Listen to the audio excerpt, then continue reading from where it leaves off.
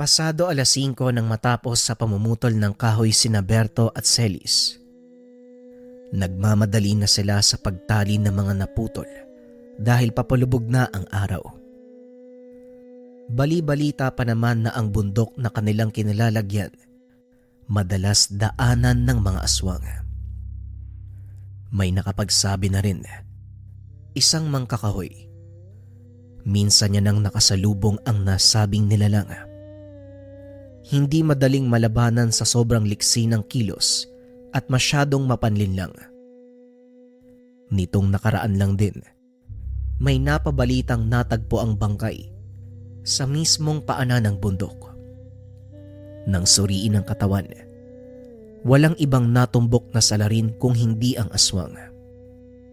Sa dami ng kalmot at pagkawala ng iilang lamang loob, wala nang iba pang maturong salarin.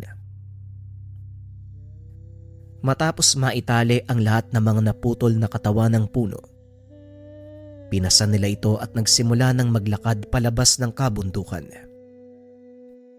Pero bago pa man makalabas, napahinto na sila nang mapansin ang kakaibang tunog mula sa kung saan. Ingay na parang daing ng baboy. May umaalingasaw na rin at mabigat sa pakiramdam ang hangin. Celis, maging alerto ka dahil mukhang may panganib sa paligid. Wika ni Berto. Binilisan ng dalawa ang paghakbang. Palinga-linga din sa paligid dahil may mga yabag na naririnig. Halos magtakbuhan na matapos mapagtantong nasa malapit na ang nagmamay-ari ng ingay. Hindi nagtagal, pagdating sa unahan ay bumungad ang aswang. Litaw na litaw ang nanlilisik nitong mga mata. Nakahanda na rin ang matutulis na kuko. Laway na walang humpay sa pagtulo at ang mga ngipin na hindi na makapag-intay na makakagat ng tao. Ibinaba ng magkapatid ang pasa na kahoy at kanya-kanya sa paghugot ng itak mula sa tagiliran. Inilabas na rin ni Celis ang kwintas na may nakasabit na kulay pulang bato, ang mutya ng apoy. Nang makita ito ng aswang, mapapansin ang pag-urong ng mga ito.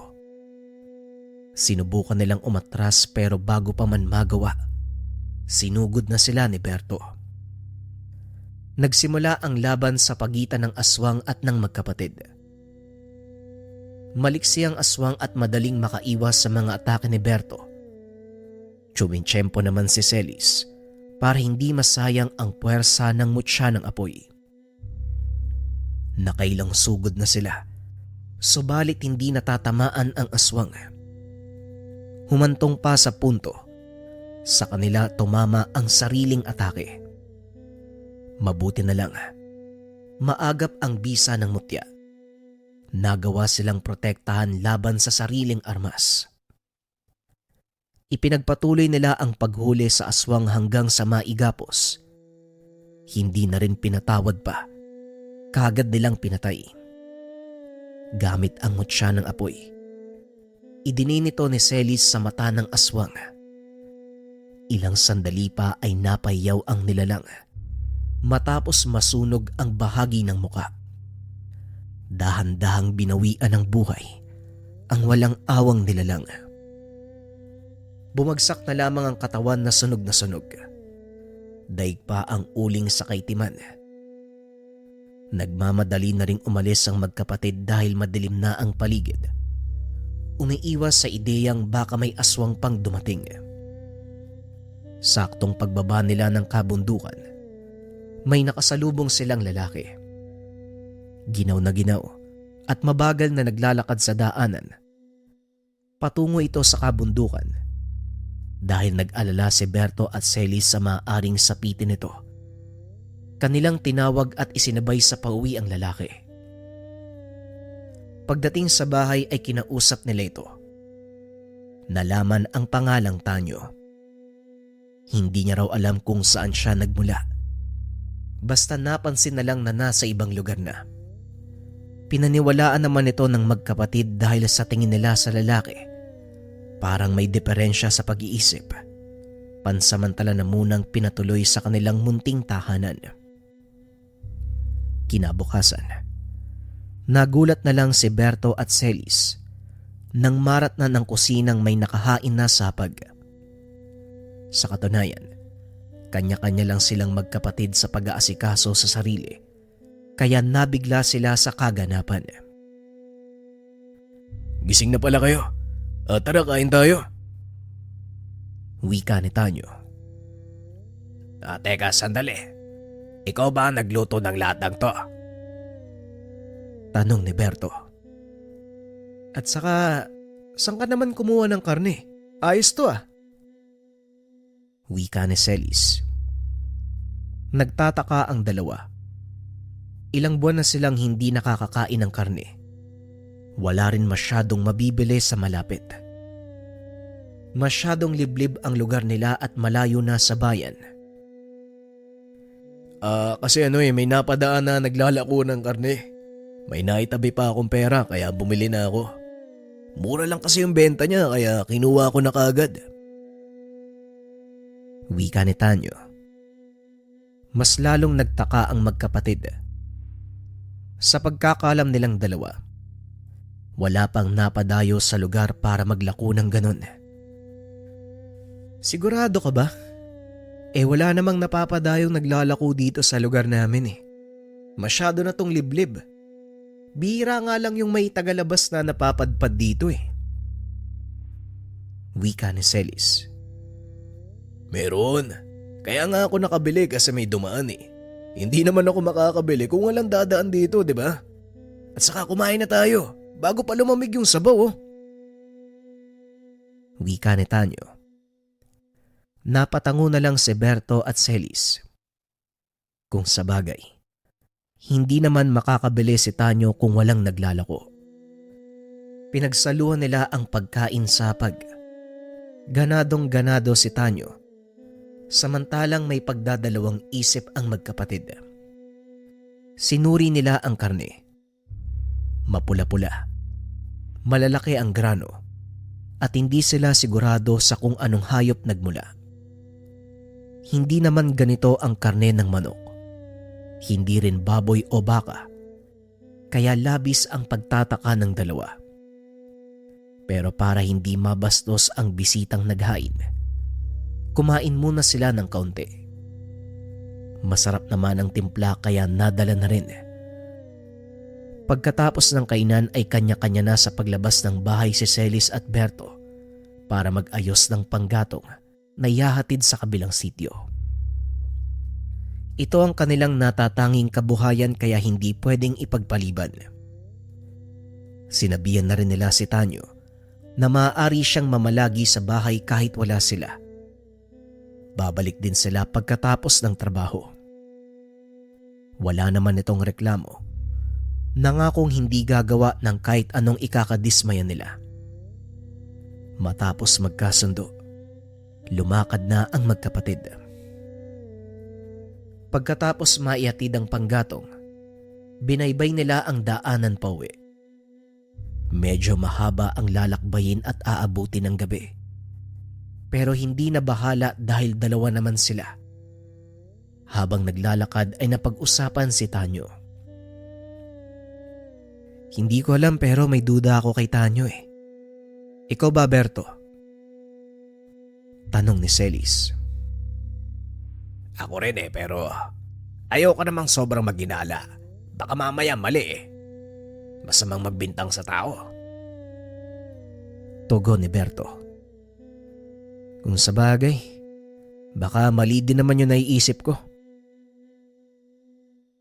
Pareho silang nagkipit balikat at binilisan na ang paglalakad.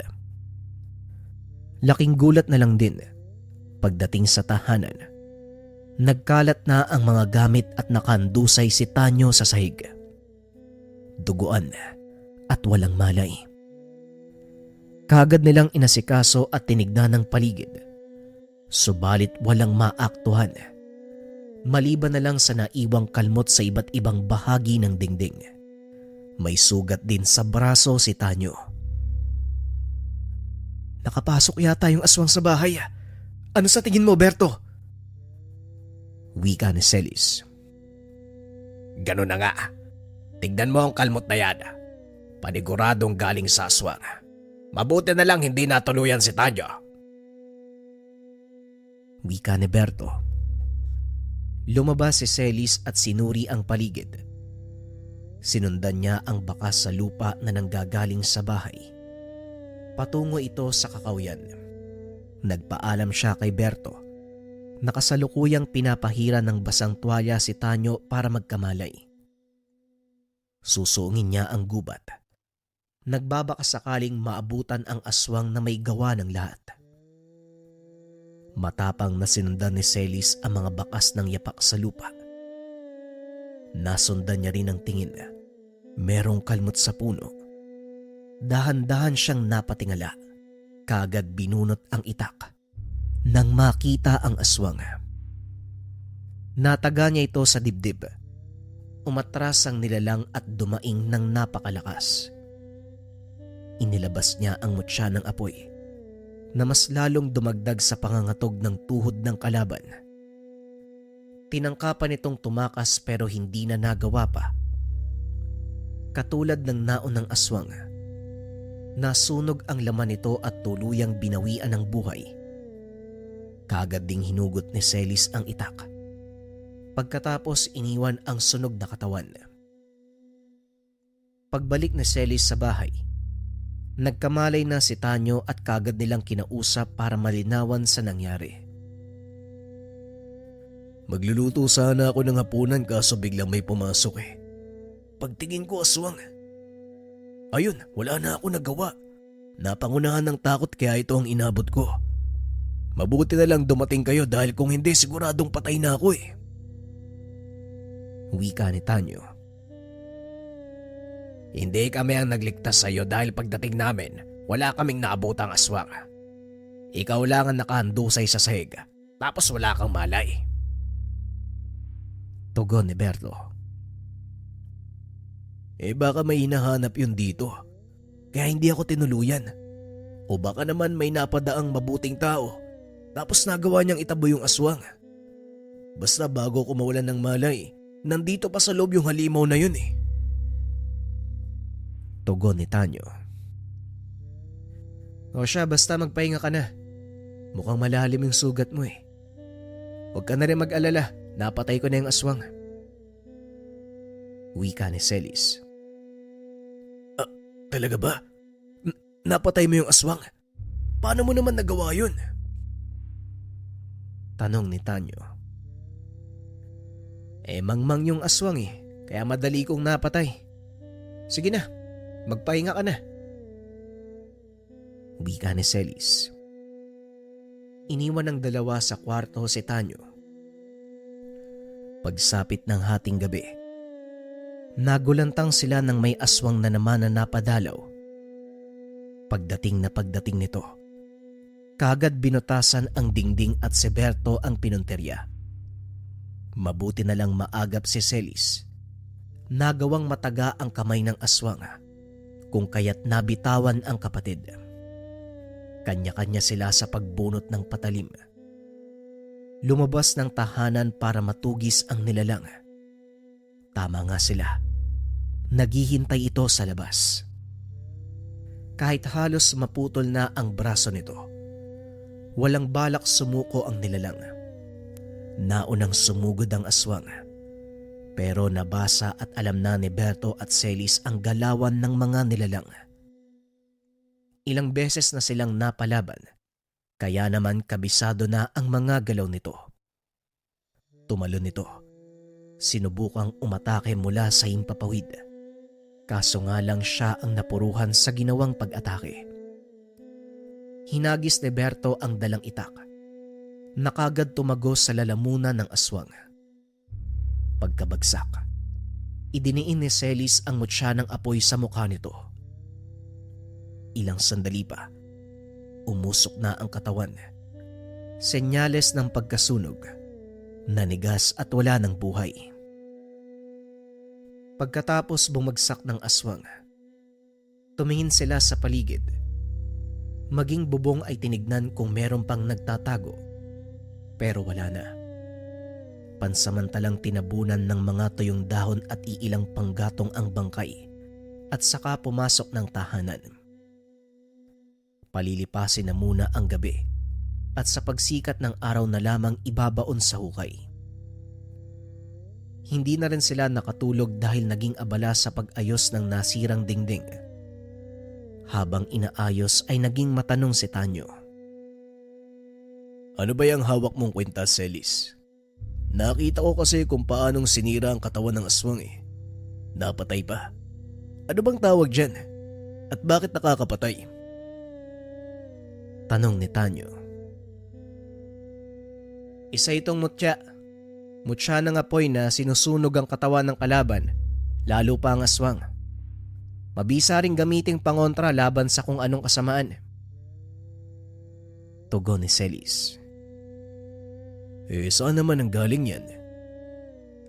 Muling tanong ni Tanyo. Galing yan sa tsuwi naming albularyo. Walang anak na mapagbigyan, kaya kay Celis na lang ibinilid. Tugon ni Berto. Nasa na ba yung tsuwi nyo ngayon? Muling tanong ni Tanyo. Namatay na eh.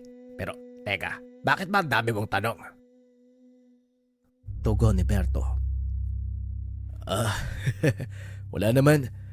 Pasensya na, sige magpapahinga na ako. Tugon ni Tanyo. Sa paglipas ng oras, sumikat din ang araw. Pagkagising ni Berto at Celis ay wala na si Tanyo. Hinanap nila sa labas sa pag-aakalang nagpapahangin, ngunit wala na. Inisip na lang din nila na baka umalis na ito. Nakakalungkot lang isipin na hindi nagpaalam. Hindi na rin masyadong binigyan ng pansin dahil naging abala sa pag-aasikaso sa pagdating ng suki sa pakyawan kung bumili ng panggatong. Sa kalagitnaan ng pagsisilbi sa mamimili, napansin ni Berto ang isang lalaki sa sagingan. Medyo malayo na ito sa kanilang kinalalagyan, kaya hindi namukaan kung sino ito. Binaliwala niya sa pag-aakalang wala lang. Pero sa mga sumunod na oras, naroon pa rin ang lalaki, nakatingin sa bahay nila. Celis, halika nga muna. Nakita mo ba yung lalaki sa sagingan? Kanina ko pa yan napapansin eh. Tingin ang tingin sa atin. Wika ni Berto. Inaninag ni Celis ang sagingan. Katulad ng sinabi ni Berto, meron ngang tao sa lugar. Baka naman nagpapahinga lang yan. Wala rin namang ibang bahay dito sa malapit eh. Kaya malamang sa atin titingin yan. Hayaan mo na. Marami pa tayong gagawin eh. Wika ni Celis. Hindi na pinansin ang lalaki at nagpatuloy sa ginagawa. Sumapit na lang ang hapon. Naroon pa rin ang lalaki. Labis na ang pagtataka ni Berto. Bakit ka ba sobrang nag-aalala, Berto? Ano bang meron? Tanong ni Celis. Para kasing may mali eh. May kutob ako sa lalaking yan eh. Tugon ni Berto. Ano namang klaseng kutob yan? Baka isang... Hindi na natuloy ni Berto ang gustong sabihin nang kumatok ang pinag-uusapang lalaki. Si Celis na ang nagbukas. Kinausap ito. Ay, yung lalaki. Nangingi ng pagkain sa katubig. Pinatuloy nila ang lalaki at pinakain. Tahimik lang itong pinagmasdan at hindi na muna kinausap. Nang matapos kumain ay doon sila nagtanong. Taga saan ka ba? Ngayon lang kita nakita dito sa lugar namin ah. Tanong ni Berto. Hindi sumasagot ang lalaki. Tansya nila ay nasa 20 ang edad. Palinga-linga ito sa paligid na para bang may hinahanap. Oh, ayos ka lang ba? O bakit parang may hinahanap ka? Naging alerto si Berto at Celis dahil kay nahinala ang naging kilos ng lalaki. Tumatayo na ito at ilang sandali pa. Dahan-dahang nagpalit ng anyo. Bigla silang sinugod. Nabagok ang ulo ni Berto sa dulo ng mesa matapos banggain. Dumiretso naman ang aswang kay Celis at dito nagpakawala ng kalmot. Naiharang na lamang nito ang mga braso sa unahan ng muka upang hindi matamaan. Nang makatsyempo, buong lakas na itinulak ang aswang. Nagmamadaling nagtungo sa pinaglagyan ng patalim. Subalit bago pa man maabot, napasubsob na sa sahig matapos ang dambahan. Nararamdaman din ang pagbaon ng ngipin sa balat. Pero hindi kailanman nagkasugat dahil sa bisa ng hawak na mutya. Hinawakan niya ito sa ulo at buong puwersang ibinangga ang ulo. Nang magkawalay, nakakuha ng pagkakataong makabunot ng patalim si Celis. Ayos ka. Hindi ko napansin yun . Pero wag kang mag-alala. Hindi ko lang huhugutin yung laman mo. Siguradong pipira-pirasuhin kita. Sinugod ni Celis ang aswang. Pero sa halip na lumaban ay tumakbo ito palabas. Hinabol niya. Dinala siya sa gitna ng kakahuyan at doon naganap ang laban. Naging alerto si Celis dahil sa biglaang pagkawala ng aswang. Batid niyang nasa paligid lang ito dahil umaalingasaw pa rin ang amoy. Bawat sulok ng kakahuyan, kanyang tinignan. Sinundan ang mahinang tunog, yabag mula sa kung saan. Positibo talagang nagtatago lang ang kalaban dahil maging ang angil nito, naririnig niya. Ilang sandali pa ay biglang dinambahan si Celis. Hindi makakuha ng balanse kaya bumagsak sila sa lupa. Hindi na rin makatayo matapos daganan ng aswang. Hinawakan niya ang mga kamay upang mapigilan ang akmang pagkalmot. Kahit alam niyang hindi siya masasaktan, mahihirapan pa din sa pagkilos dahil masyado itong sagabal. Nagpalitan sila ng lakas. Sa uli, si Celis ang nagwagi matapos mabali ang kamay nito. Paulit-ulit niyang sinuntok ang nilalang. Nagmamadali siyang tumayo upang kunin ang itak na nabitawan. Nang madampot, kaagad tinaga ang aswang. Sa galit nito, paulit-ulit niyang tinaga hanggang sa mapugutan na ng ulo. Matapos mapatay ang aswang, akma sanang tatalikod na si Celis para umalis sa lugar. Pero napalingon siya nang may mapansin sa unahan. Buhat sa hindi kalayuan, nakakita siya ng isang anino na mabilis ding nawala. Kung hindi siya nagkakamali, nakasalamuha niya ang nagmamay-ari ng pigurang iyon kamakailan lamang. Pagkabalik sa tahanan ay naabutan niya si Berto. Kakagising lang nito matapos mawalan ng malay. Nagdurugo ang bahagi ng ulo nito na kaagad din niyang ginamot. Pinagpahinga niya na muna dahil bahagya pa ring nahihilo. Ano nangyari? Nahabol mo ba yung aswang? Sabi ko na nga ba masama ang lalaking yun . Kapag talaga nagdududa ako, siguradong totoo. Wika ni Berto. Huwag kang mag-alala. Napatay ko na. Andun nakabulagta sa kakahuyan. Dapat lang napatay mo. Ang lakas ng loob na biktimahin tayo. Tayo na nga yung tumulong. Tayo pa'y nabiktima. Pero ang ipinagtataka ko, Berto, paano nangyari na nalapitan tayo ng aswang? Maliban sa ating dalawa, wala namang nakakalam tungkol sa mutya na hawak natin . Imposible ding makapasok sa bahay yun eh. Aba malay ko. Baka nararamdaman nila yung mutya. Pero hindi ba dapat walang makakalapit dito? Protektado tong lugar eh. Hindi ko nga din alam eh. Nagsimula yan nung tumanggap tayo ng bisita dito. Matapos nilang mag-usap ay biglang dumating si Tanyo. Duguan at nanghihina. Kaagad nila itong pinatuloy. Tinignan pa ang labas kung merong nakasunod. Nang walang makita, sinarado ang pintuan at tinulungan si Tanyo. May aswang. Hinabol ako ng aswang. Wika ni Tanyo. Eh saan naman? Teka, hindi ba umalis ka na? Bakit ka pa bumalik dito?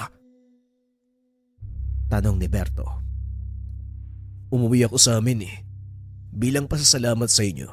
Dadalan ko sana kayo ng pagkain pero naabutan ako ng mga nilalang eh. Ito yung sinapit ko eh. Tugon ni Tanyo. Gamutin mo muna siya, Berto. Magbabantay lang ako sa labas. Baka mamaya merong marka yan eh. Nasundan yan dito. Lumabas ng bahay si Celis at nagbantay. Maigpit ang pagkakahawak niya sa dalang patalim. Inaninag maging ang madilim na bahagi. Kahit mahinang kaluskos ay kaagad niyang tinitignan. Masigurado lamang ang kaligtasan. Pero walang dumating na aswang. Ilang sandali pa, sumigaw si Berto mula sa loob. Walang sugat! Pagpasok ni Celis, nakita niya si Berto na sakal-sakal ng aswang. Walang iba kung hindi si Tanyo. Kung hindi ko kayo mayanggaw, mas mabuti pang kainin ko na lang kayo. Kagad kumilo si Celis para tagain si Tanyo. Nang akma nitong kakagatin si Berto, mabuti na lang hindi natuloy dahil naging abala ito sa pag-ilag sa patalim. Nasa lupa ni Tanyo ang itak. Umagos ang dugo nito. Ibang-iba na ang itsura ni Tanyo. Merong katawan ng tao, pero yung mukha niya para bang sa aso. Isang uri ng gabunan. Mapanlin lang kang hayop ka. Ngayong alam na namin ang totoo, hinding-hindi ka na makakawala. Idiniin ni Celis ang itak at napayaw na lamang ang aswang. Ito na rin mismo ang umatras. Ininda ang sugatang kamay na halos masunog. Hindi maintindihan ni Tanyo ang nangyayari. Ang buong katawan niya ang nangihina na para bang nalalapnos. Ayos ka rin ah. Pati kami pinaniwala mo. Akala ko talaga ibang aswang yung kalaban natin eh. Celis, malakas sana tong aswang na to, gabunan. Nagkamali ka ng binangga mo, utoy. Wika ni Berto. Wag muna nating patayin. Ayos din yung ginawa nito eh, no? Niloko pa tayo. Kaya mo siya magsalita. Tapos saka natin paglaruan. Inawat ni Celis ang kapatid. Huminto naman ito. Kinausap niya si Tanyo na ngayon ay bumalik na sa pagiging tao. Sabihin mo nga sa amin, ano bang pakay mo? Tinuring ka naming kaibigan pero yan ang igaganti mo. Wika ni Celis. Hindi ko na kailangan magpaliwanag pa sa inyo. Kung tutusin, binibigyan ko pa kayo ng karagdagang lakas. Bukod sa tangan nyo, pwede pa kayong magkamit ng lakas bilang aswang. Wika ni Tanyo. Ngumiti ito ng nakakaloko sa dalawang magkapatid. Hindi na nakapagpigil pa si Celis.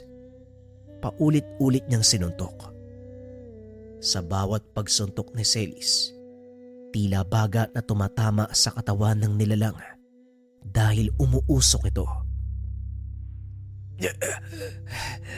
Gusto ko lang yang gawin kayo para mas lalong lumawak ang lahi namin at maging mas malakas. Hinampas ni Berto ang ulo ni Tanyo. Muli itong nasubsob sa sahig. Pinagsusuntok niya ng paulit-ulit. Tumayo na lang si Celis. Pinanood habang ginugulpe ng kapatid ang tinuring na kaibigan. Wala siyang balak na umawat dahil maging siya gustong pahirapan ang nilalang. Ayos na yan. Patay na oh. Sunog na yung katawan niyan. Hingal na tumayo si Berto mula sa katawan ni Tanyo. Duguan ang mukha nito. Halos malapnos ang buong katawan. Hindi na gumagalaw. Naglinis naman ng kamay at katawan ng magkapatid. Kaso nga lang, hindi nila namalayan ang pagbangon ng gabunan. Berto, si Tanyo nawala dito. Matapos magsalita, nakarinig sila ng malakas na pagtalon. Kapwa na pailag ang dalawa. Akma sanang susunggaban pa ang magkapatid. Inilabas na ni Celis ang mutya ng apoy. Kumuha naman ng patalim si Berto. Sabay nilang sinugod ang nilalang. Aba ayos to, matigas talaga. O sige, subukan natin yung tigas mo. Gagamitan ka na namin ng tangad. Naunang sumugod si Berto. Walang tigil na inatake si Tanyo gamit ang hawak na patalim.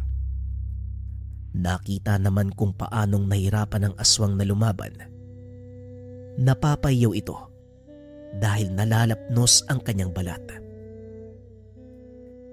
Sige na, Celis. Patayin mo na yan. Sobrang kulit. Hinawakan ng mabuti ni Berto si Tanyo. Pinaluhod sa harapan ni Celis. Nahirapan na rin itong makakilos dahil nakasaksak sa kanyang tiyan ng patalim. Hinubad ni Celis ang mutya ng apoy. Inilagay sa leeg ni Tanyo. Unti-unting umusok ang katawan ng aswang. Ang amoy ng lugar, amoy nasusunog na laman. Dahan-dahang lumalabas ang dugo sa bawat butas ng katawan ni Tanyo. Umangil ng napakalakas ang aswang. Pero wala na siyang nagawa. Tuluyan ng binawian ng buhay ang aswang. Napatitig sina Berto at Celis sa nakahandusay na katawan ni Tanyo. Nakahinga ng maluwag dahil napatay na ang aswang. Namayani ang katahimikan pagkatapos nun. Pinagtulungan ng magkapatid ang bangkay na ilabas. Dinala sa hindi kalayuan. Nagukay ng libingan. Iniwanan ang aswang. Dapat kasi hindi tayo tumutulong kung kani-kanino eh. Hindi naman sa lahat ng oras, dapat maging mabuting tao tayo. Ayan, kamuntikan tayo mabiktima. Hayaan mo na, hindi na mauulit yan. Sana magsilbing aral sa atin tong dalawa. Pero kahit papano, nagpapasalamat ako. Hindi tayo iniwanan ng pamana sa atin. Kahit kailan, patuloy tayong aalagaan ng mutya ng apoy. Matapos ng kaganapang iyon, marami pang nakaengkwentro ang magkapatid. Ngunit kahit anong nilalang ang sumubok sa kanila, hinding-hindi sila kayang patumbahin. Ito ay nang dahil sa bisa ng mutya ng apoy.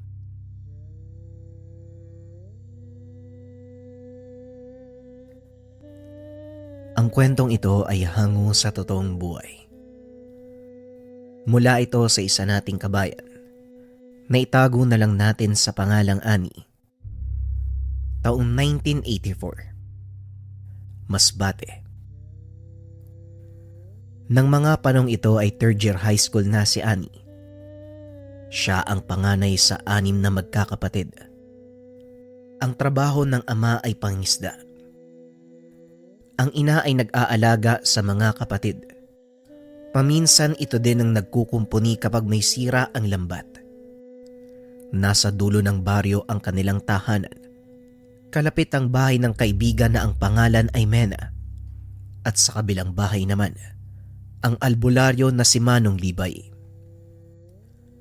Malapit na magkaibigan si Mena at Ani. Mula pagkabata, sila na ang palaging magkalaro. Nag-iisang anak lang si Mena.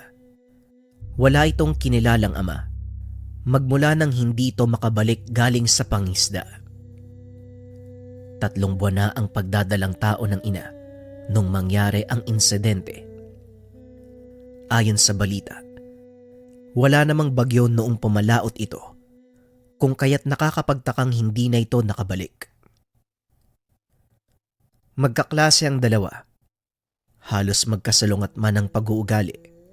Palagi namang magkasama sa iba't ibang bagay. Si Ani kasi, madaldal at mahilig makahilubilo, kung kaya't marami itong kaibigan. Si Mena naman, halos walang kibo. Magandang babae kung kaya't maraming lalaki ang nagkakagusto sa kanya. Kaso nga lang, hindi mo rin maririnig ang boses nito kung hindi mo siya kakausapin. Nasanay na si Ani sa ganitong pag-uugali ng kaibigan.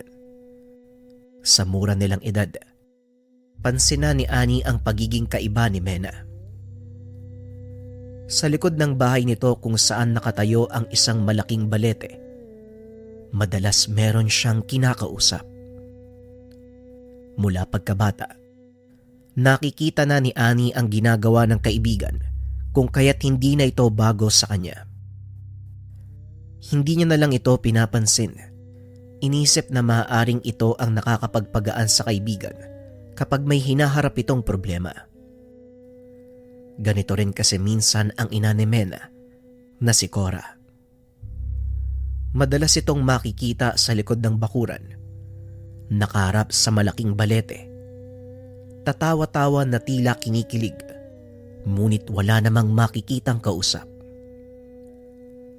Isang araw, kasalukuyang may ginaganap na programa sa paaralan. Nagkaroon ng pagkakataon na mag-usap ang magkaibigan. Ani, alam mo ba, gabi-gabi, dinadala ko ng lalaki doon sa masukal na bayabas. Wika ni Mena. Ano, sigurado ka ba? Huwag mo nga akong binibiro ng ganyan. Tugon ni Ani. Oo nga, seryoso ko. Yun din yung madalas nakausap ni mama eh. Pinipilit nga akong sumama sa mundo nila. Kaso bago pa ako makapasok sa loob ng makitid na daan, nagigising kagad ako eh. Kapag nandun na kami sa bandang bayabas. Pagpapaliwanag ni Mena. Hindi naman alam ni Ani kung ano ang isasagot sa kaibigan. Hindi niya alam kung maniniwala ba o hindi. Ganun ba? Basta wag kang sumama. Mamaya kung ano pa yung gawin nun sa'yo eh. Hayaan mo na yun, tara doon tayo sa plaza. Magsisimula na yung programa oh. Tugon ni Ani. Kinabukasan pagkatapos ng klase, muli na namang nagkwento si Mena. Muli siyang dinala ng lalaki sa nasabing makitid na daanan. Ngunit muli siyang nagising bago pa man makapasok sa lugar. Hindi naman ito pinansin ni Ani. Tumango na lang bilang pagsang-ayon sa kaibigan.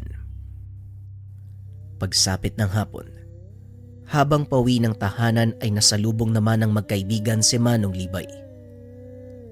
Diretso lang ang tingin nito, nakatitig kay Mena.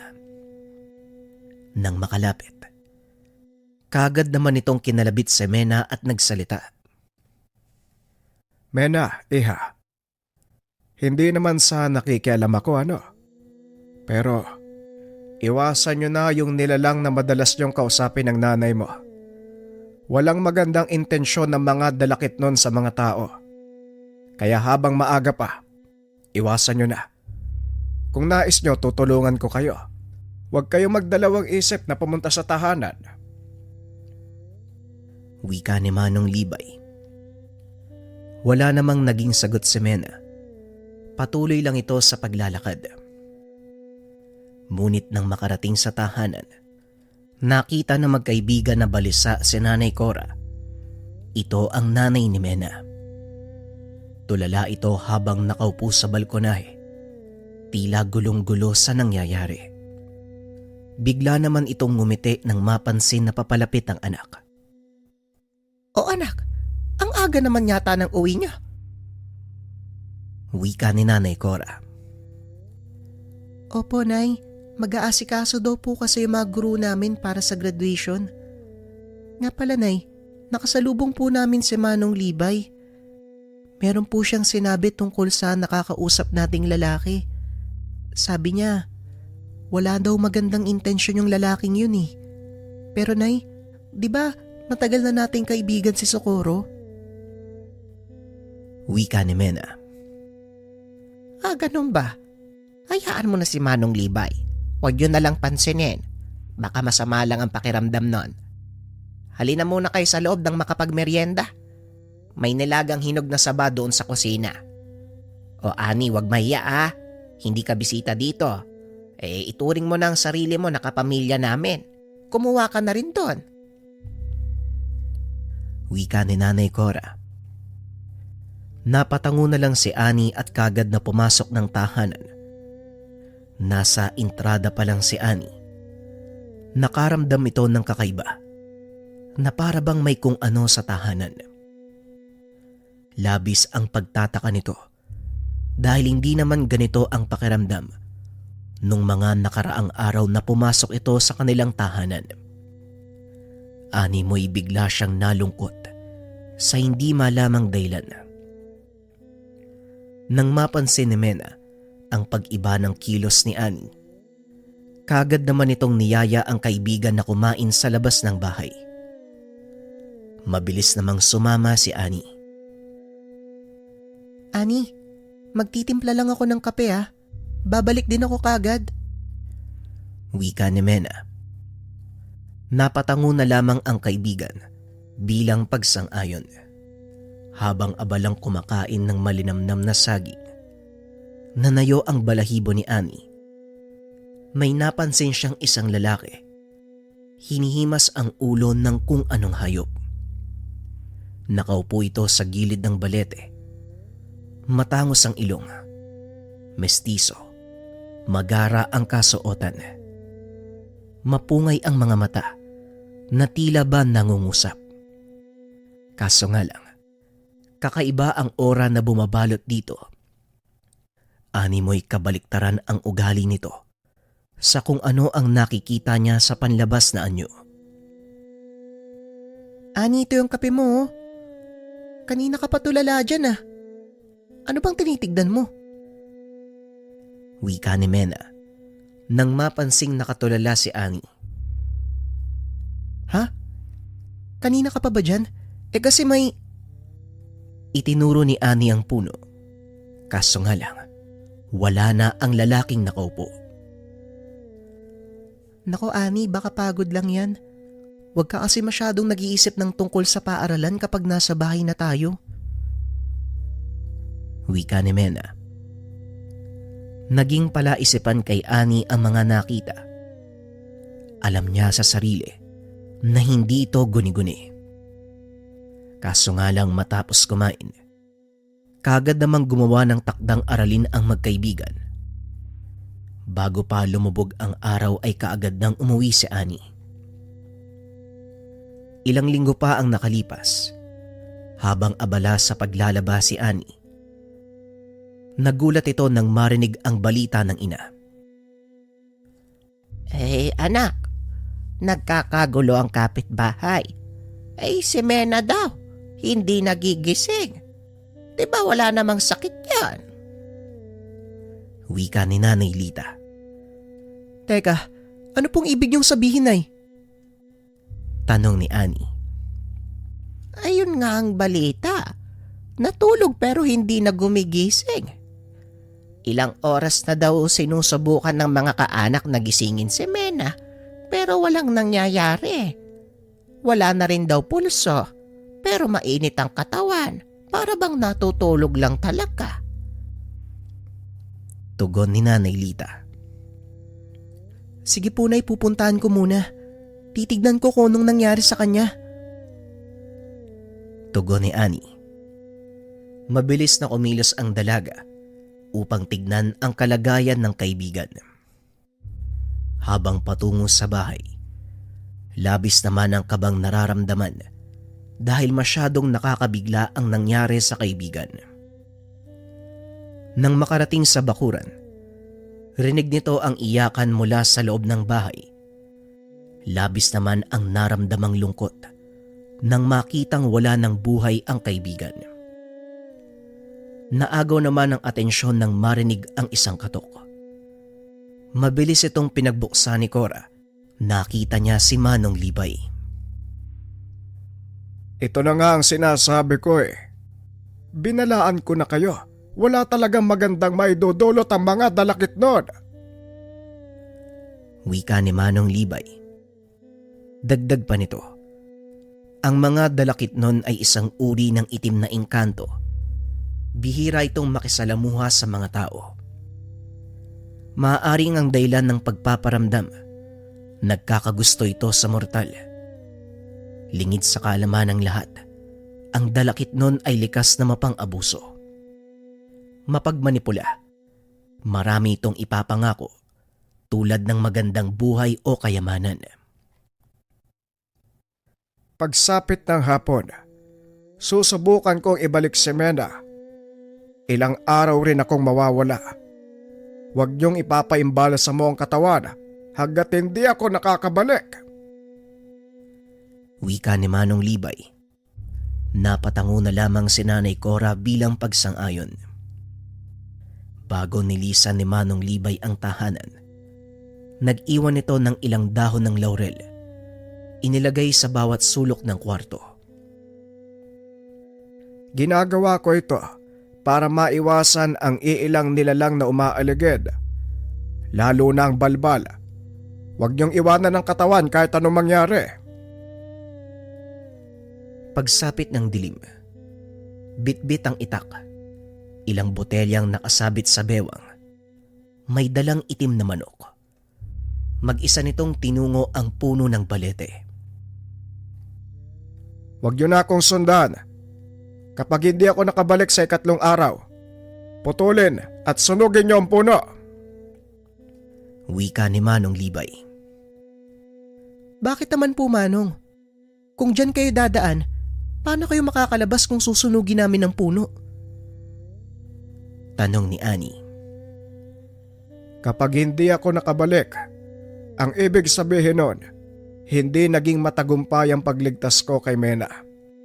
3 araw lang din ang maaaring itagal ng katawang tao sa mundo ng mga engkanto. Kung lalagpas man, marahil mataas ang kaalaman nito. Sa estado ng aking kakayahan, limitado lang ang alam ko pagdating sa dalakit nun. Pero huwag kayong mag-alala. Gagawin ko ang lahat para mailigtas si Mena. Wika ni Manong Libay. Kagad namang umalis si Annie at Nanay Cora nang makitang nagsisimula ng magritual si Manong Libay habang may sinasambit na mga orasyon. Bigla naman itong ginilitan ang 2 itim na manok. Inikot nito ang dugo sa puno hanggang sa wala nang tumutulong dugo mula sa leeg ng manok. Ilang beses ding umikot si Manong Libay hanggang sa nagulat si Annie at Nanay Cora. Sa 7th ikot, bigla na lamang nawala ang albularyo. Tinatawag pa ito ni Nanay Cora. Tanging bakas ng dugo ang nakita. Hindi naman nabahala ang 2 sa biglang pagkawala ni Manong Libay. Inisip nila, naging matagumpay ang pagpasok nito sa mundo ng mga nilalang. Kagad ding bumalik ang 2 sa tahanan. Inilapag ang katawan ni Mena sa banig at hindi na nag-abala pang gumawa ng kabaong. Hawak ang pag-asang muling babalik si Wena tulad ng mga sinabi ni Manong Libay. Kaso nga lang, lumipas na ang 2 araw. Wala pa ring pagbabago. Hindi pa rin nakakabalik ang albularyo. Labis naman ang kaba ni Annie para sa kaibigan. Ramdam nitong buhay pa si Mena dahil nananatiling mainit ang katawan nito. Sa pagsapit ng ikatlong araw, bandang hapon, halos hindi na tumitigil sa kakaluha si Cora. Taimtim itong nagdarasal habang hawak-hawak ang isang rosaryo. Diyos ko, naway bumalik ang anak ko. Iligtas niyo po siya kung saan man siya naroon. Wika ni Nanay Cora. Ilang sandali pa napatayo si Ani at Cora nang marinig ang tinig ni Manong Libay. Opo, Cora, ay buksan niyo ang pintuan. Kagad namang binuksan ni Cora ang pintuan. Bigyan niyo ako ng tubig. Nanunuyot ang lalamunan ko. Tugon ni Manong Libay. Habang inaabot ang isang basong tubig, kitang-kita naman sa pagbumuka ng albularyo ang pagod. Nanginginig pa ito habang umiinom ng tubig. Hinayaan muna itong makapagpahinga bago tanungin kung ano ang mga nangyari. Ilang sandali pa bago ito nagsimulang magsalita. Cora, baka may nais kang sabihin bago ko isiwalat ang mga naranasan ko sa mundo ng mga dalakitnon. Wika ni Manong Libay. Kitang-kita naman sa mukha ni Cora ang gulat dahil sa tanong ni Manong Libay. Wala namang magandang maidudulot kapag nagsinungaling, kung kaya't kagad nitong ipinaliwanag ang lahat. Sa totoo lang, matagal na akong nililigawan ng lalaking yun eh. Masaya naman ako sa kanya. Madalas niya rin kinakausap si Mena. Sa nakikita ko, nagkapalagayan sila ng loob. Hindi ko naman pinagbawalan si Mena na makipag-usap dito. Alam ko kasi na wala namang gagawing masama ang dalakit nun sa anak ko. Matagal na kaming magkakilala ni Socorro mula nang mawala ang tatay ni Mena. Ito na nagsilbing ama ng anak ko. Kaya ko naman nakilala ang dalakit nun na yon dahil din kay Eric, yung dating kaibigan ko. Wika ni Nanay Cora. Hindi niya pinansin ang mga usap-usapan na matagal nang nawawala si Eric. Ayon sa mga balita, huli itong nakitang umakyat sa kabundukan kasama ang tinana nitong babae.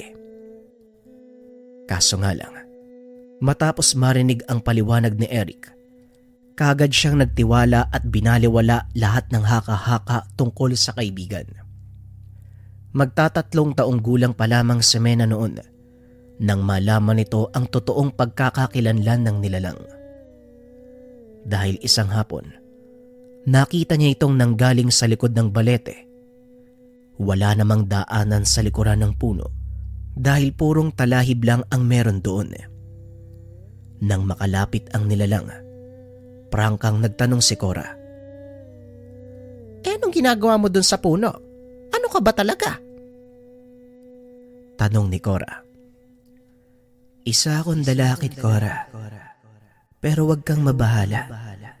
Hindi ako tulad ng iniisip mo. Walang katotohanan ng mga sinasabi ng mga mortal. Naniwala naman si Cora sa mga sinabi nito. Makikita rin sa maamo nitong muka na nagsasabi ng totoo. Lumipas ang mahabang panahon. Bigla itong nag-aya na dalhin si Cora sa mundo ng dalakit nun. Dahil sa takot kung kaya't hindi pumayag si Cora, nangako pa ng kayamanan ang dalakit nun. Hindi nito nabago ang desisyon ni Cora. Nung una, inakala niyang tanggap ng dalakit nun ang naging desisyon. Ngunit sa nangyayari ngayon, tila hindi maganda ang resulta. Sa totoo lang, Cora, naging mahirap ang paglalakbay ko sa mundo ng mga dalakitnon. Hindi ka nagkakamali. Nandun nga si Mena. Hindi maganda ang lagay nito. Kasalukuyan siyang alipin ng mga itim na engkanto. Wika ni Manong Libay. Matapos niyang makapasok sa lagusan, lumabas siya sa isang maliit na balon. Hindi kalayuan makikita naman ang malaking tahanan na may 2 palapag. Matataas din ang bakod nito. Isang makalumang bahay na pangmayaman na yari sa kahoy. Malalaki ang mga punong nakapalibot sa tahanan at yung mga nakikita niyang nilalang. Hindi normal na tao. Ibang-iba ang itsura dahil napakaganda. Bago pa tuluyang mapansin si Manong Libay, nagtago siya sa makapal na halaman. Matyaga itong nakiramdam hanggang sa marinig ang yapak ng kabayo. Ilang sandali pa dumaan naman ang isang karwahe. Sa likod nito, ang 9 na tao na merong kadena. Isa-isa itong tinignan ni Libay hanggang sa makita nito si Mena na walang tigil sa pag-iyak. Basang-basa ng pawis ang katawan nito. Animoy walang tigil sa pagtatrabaho. Halos 1 dipa lang ang distansya ng bihag sa bawat isa. 3 dito ay lalaki, 5 naman ang mga babae. Lahat sila ay merong kadena, sabay-sabay na hinihila ng karwahe. Walang bantay sa likod ng mga ito, kung kaya't nagkaroon ng pagkakataon si Manong Libay na sundan kung saan ito magpupunta. Habang nasa daanan, agaw pansin naman ang diretsyong tingin ng mga bihag. Habang tumutulo ang luha, wala ring boses ang maririnig mula sa kanilang bibig. Sa patuloy na pagsunod ni Manong Libay, bagya naman siyang napatigil matapos suminto ng karwahe. Kaagad namang nagkubli sa isang malaking puno si Libay habang patuloy na nagmamasid. Dahan-dahang bumaba mula sa karwahe ang isang makisig na lalaki. Ngayon mararanasan niyo ang parusa kapag hindi kayo sumunod sa utos. Isa-isa nitong kinuha ang mga nakakadena. Ilang sandali pa, rinig naman ni Libay ang pagsigaw ng mga bihag. Animoy sinusunog dahil sa tuwing umuusok ang itaas na bahagi ng tahanan. Sumisigaw naman sa sakit ang mga bihag. Sa paglabas ng mga ito, makikita naman ang mukha ni Mena na tuklap ang balat. Umiiyak. Hirap na hirap ang kalagayan. Bago pa muling gumalaw ang karwahe, unti-unti namang humilom ang mga sugat sa katawan ni Mena. Ganon din ang mga kasama nito. Muli namang sinundan ni Libay ang karwahe hanggang sa bumalik ito sa loob ng malaking tahanan. Hindi na naging mahirap pa ang magtago. Dito na nagsimulang magtaas ng sabulag ang matanda. Sa pagbaba ng dalakit nun sa karwahe, kaagad namang sumalubong ang 2 bantay. Inalis nito ang mga kadenang nakagapos sa kamay ni Mena at sa mga iba pang bihag. Sige na. Bumalik kayo sa dati niyong pwesto. Ayusin niyo ang trabaho nang hindi kayo maparusahan. Lolo ka na, babae. Wika ng bantay na dalakit nun. Ang kausap nito ay si Mena. Kaagad namang naghiwalay ang mga ito. Bumalik sa trabahong inatas sa bawat isa. Pansin ni Manong Libay, kahit halos ginto ang laman ng buong tahanan, walang inatasang magbantay sa loob. Kung kaya't nagkaroon ng pagkakataon si Manong Libay na malapitan si Mena. Sa pagsara ng pintuan, dahan-dahan namang sinundan ni Libay si Mena. Nang masiguradong wala nang makakakita, nagulat si Mena nang marinig ang boses ni Manong Libay. Muli ring tumulo ang luha nito sa mata. Mena, si Manong Libay to. Alam kong hindi mo ko nakikita. Pumunta ako dito para sunduin ka. Isang paraan lang ang maaari nating gawin. Sumama ka sa akin pabalik sa mundo ng mga tao. Pero hindi magiging ganong kadali ang gagawin natin. Sundan mo lang ang tinig ko. Wika ni Mena.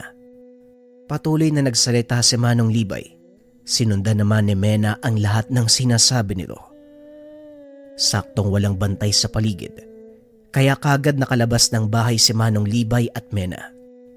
Ngunit ang hindi nito inaasahan, Nang maamoy ng isang nilalang ang kanilang kinaroroonan, kaagad itong kumilos upang sila ay masundan. Mena, tara na! Sundan mo ko, dalian mo! Wika ni Manong Libay. Mabilis itong kumaripas ng takbo. Kaso nga lang sa muling paglingon kay Mena, hindi nito kinayang lumabas sa teritoryo ng dalakit nun. Wala na ring nagawa si Manong Libay, kung kaya't mabilis nitong tinakbo ang lagusan bago pa maabutan ng nilalang. Ilang oras ang tinagal ni Manong Libay sa mundo ng mga dalakit nun. Katumbas naman ito, 3 araw sa mundo ng mga tao. Isa lang ang nakikita kong dahilan kung bakit hindi siya makalabas ng bahay. Marahil nagawa nitong makipagkasundo sa dalakit nun kahit labag sa kanyang kalooban. Ewan ko sa inyo mag-ina, ilang beses na akong nagbabala pero hindi nyo binigyan ng halaga. Pasensya ka na, Cora. Hanggang dito na lang ang may tutulong ko. Bukas na bukas, maaari nyo nang ilibing ang katawan ng anak mo. Matapos magpaliwanag, dahan-dahan namang bumangon si Manong Libay. Nilisan ang tahanan. Halos hindi makapaniwala si Nanay Cora, kung kaya't umiyak na lamang ito sa labis na pagsisisi. Kinabukasan kaagad nagpagawa ng kabaong si Nanay Cora. Pinalibing na ang anak. Labis din ang pangulila ni Ani sa kaibigan. Tuwing papasok ito ng paaralan, palagi niyang iniisip na sana'y naniwala siya sa mga sinasabi noon ni Mena, ang tungkol sa dalakit nun na palagi nitong nakakausap. Hanggang sa dumating ang isang hapon, habang pauwi mula sa paaralan, napansin niyang tulala at umiiyak si Nanay Cora. Kaagad niya itong nilapitan upang kausapin. Auntie Cora, ayos lang po ba kayo? Kung gusto niyo na makakausap, nandito lang po ako ha. Wika ni Ani, habang naluluwang hinihimas ang likod ni Cora. Gabi-gabi na lang akong nananaginip. Nakikita ko si Mena. Humihingi siya ng tulong. Palagi daw siyang pinururusahan ng mga dalakit nun. Tubusin ko daw siya. Pumunta daw ako dun sa kabundukan. Yang bundok na yan. Yung nasa likod ng bahay namin. Ang sabi niya, kailangan kong pumunta ng gabi at kailangan mag-isa ko. Kapag naroon na ako sa itaas, hukayin ko daw yung lugar dahil naroon siya. Wika ni Nanay Cora. Magkahalong kilabot at awa naman ang naramdaman ni Ani. Gustuhin man niyang tumulong, wala na siyang magagawa. Makalipas ang mahabang panahon, hindi naman tinubos ng ina si Mena. Marahil takot ito o hindi kaya naman ayaw nitong sumama sa dalakit nun sa simula pa lamang. Ngayon sa kasalukuyan, matanda na si Ani. May 2 anak at OFW ang asawa. Masaya na itong namumuhay kasama ang 2 anak. Wala na ring naging balita si Ani kay Auntie Cora at Manong Libay. Dahil nang makagraduate, kaagad na itong lumipat ng Romblon upang makalayo na doon sa lugar. Malungkot ang naging karanasan ni Ani at ang kanyang kaibigan. Ngunit isang bagay lang ang natutunan niya. Sa tuwing may sinasabing kakaiba ang ating mga kaibigan o kapamilya, subukan nating unawain. Dahil marahil ito ay totoo. Maaaring sila ay nakakakita ng mga hindi normal na bagay. Opinyon para sa kwento. Madalas na yung ganitong kwento sa atin mga kabayan, ano? Yung mga mapanlinlang na elemento o nilalang. Alam nyo kasi madalas ang biktima ng mga ito yung mahina yung dungan o yung pananalig. Lalong-lalo na yung mga taong merong pinagdadaanan kasi madali silang manipulahin eh. Kaya naman mga kabayan, palagi nyo ring tatandaan, ingat tayo ha. Ingatan din natin yung mga mahal natin sa buhay, Kapag kailangan nila na makakausap, siguraduhin magbigay ng kaunting oras para sa kanila. Yun lamang, maraming salamat sa pakikinig ng ating kwento. Paalam. Para sa mga interesado sa spiritual bracelet, panoorin ang video. Marahuyo. For protection.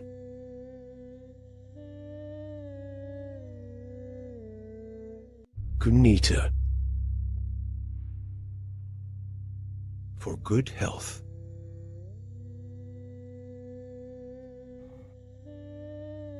+1 mantra. For anti-stress and good fortune. Candili V1. For good luck. Candili V2. For good luck. Talege.